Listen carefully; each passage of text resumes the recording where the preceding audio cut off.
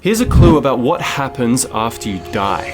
It's easy to assume death feels like before we were born. Nothing. But why is it that so many people who have been pronounced clinically dead with little to no brain activity and come back to life don't report nothing? Many reports across cultures claim similar recalled experiences of death, like leaving the body, revisiting times of their life, feelings of peace and oneness, and sometimes an option to return. Now, while these anecdotes aren't good scientific evidence because they can't be recreated, or at least not ethically, we can't just ignore them all either. I mean, they challenge a very fundamental aspect of science: materialism.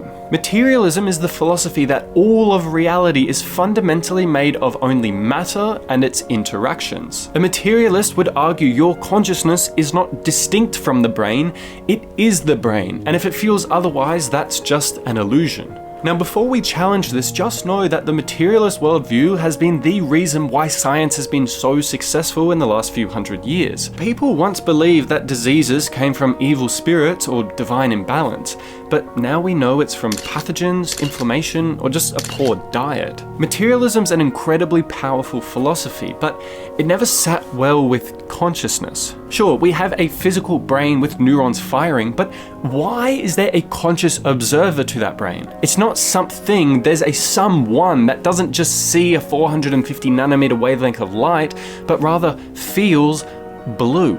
There is someone experiencing the experience. But here's our clue.